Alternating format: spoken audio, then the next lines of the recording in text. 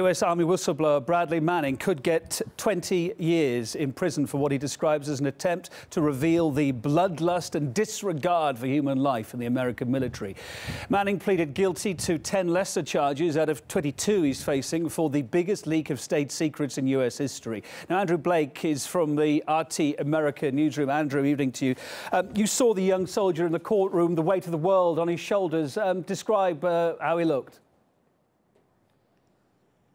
You know, for the conditions that Private Manning has had to suffer during the last almost 3 years, what he did yesterday, his statement, his testimony, his admission was something way more powerful than I think most people would have expected, given what he's had to endure. It's been over 1,000 days of detainment since he was first picked up in May 2010 and charged with releasing all this material, and since then he's had to undergo so much just completely egregious treatment.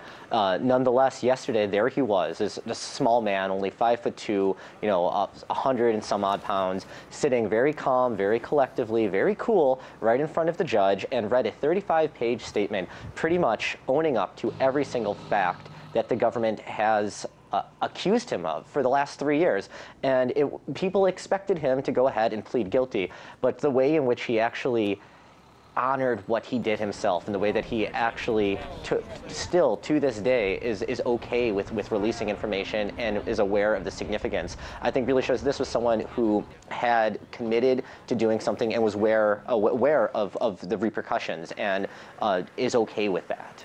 Manning's words in his first public statement resonated with a lot of people, didn't it? What did he have to say? Fill us in.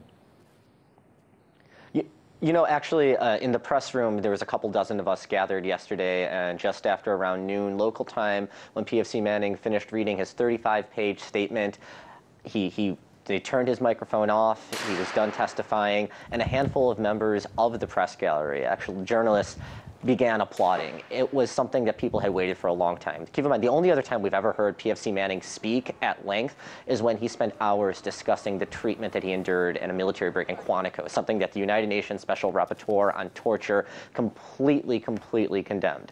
So yesterday, though, here he was actually speaking very truthfully and with power about what he did and why he did it, and I think that resonated with a lot of people. It became something, not just a trial about someone who is convicted or accused of spying and subjected to torture, but the trial of someone who was actually aware that things needed to change, and he thought he might be able to actually do that by blowing the whistle. RT America's Andrew Blake, thank you for updating us there. Appreciated.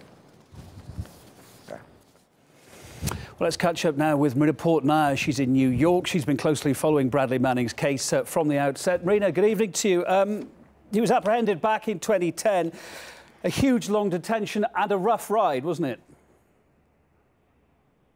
It sure has been a rough ride since Bradley Manning was arrested in May 2010. Now, for the first 10 months of his incarceration, the former Army intelligence analyst was held in solitary confinement for 23 hours a day in a 6-by-8-foot cell, a windowless cell, forced to sleep naked without bed sheets, and kept on suicide watch. During that time, hundreds of scholars, experts, advocates, supporters, even human rights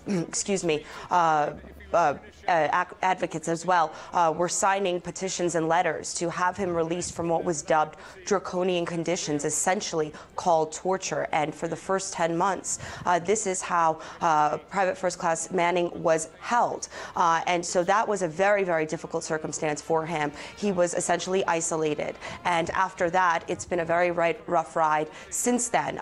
Many critics believe that the U.S. government, it was their intention to break Manning down and hold him in very bad conditions as long as possible. He didn't have a very quick process to get to his trial. I mean, it was just a day ago that we're talking about his pre-trial hearing, where he did end up pleading guilty to 10 charges. But many critics would argue that Manning was essentially forced into pleading guilty on 10 charges because of the conditions he has been held in by the U.S. government for over the course of nearly 3 years, but those first 10 years were dubbed as essentially torture. But at the end of the day, when Manning stood up and owned up to what he did, he still made no apologies for it. And some of the comments he said was that his intention was to start a public debate within the U.S. about America's foreign policy, how the U.S. was behaving. That was his intention on releasing the classified information. He said he believed the U.S. reputation would not be damaged, but the U.S. would, in essence, be embarrassed. He also believed that, quote, Americans had the right to know true cost of war. He went on and made lots of comments, as Andrew mentioned, a 35-page statement he read. But at the end of the day, he did explain what he did, why he did it. And from what I've been told and read about, he has made no apologies for his behavior and for his actions. OK, Marina Portnara in New York. Thank you. Well, someone who knows what it's like to take on a government by blowing the whistle on wrongdoing is former MI5 agent Annie Machon. She says Manning has done the people a great service, at least to those who struggle to reveal the truth behind US helicopter attacks in Iraq. Let's listen in. For years, the families of the victims, both the Reuters journalists and the traumatized Iraqi families, pushed the Pentagon to find out what had happened in that attack. And the Pentagon lied for years, saying that there was no video. They couldn't answer. They didn't know what had happened. So by exposing this, Bradley Manning gave closure, gave peace, gave answers to these traumatized families that have been lied to repeatedly by the Pentagon. I think it's also interesting, one other aspect around this is that he tried to give this information to other mainstream media outlets to begin with, the Washington Post, the New York Times, and the Politico website, and he was dismissed. And in fact, the Washington Post said that if they were going to follow this information, it would need to be vetted at a senior level, i.e. suppressed. So what we're seeing is the old model did not respond to this amazingly brave push towards transparency to inform the American people of what is done in their name.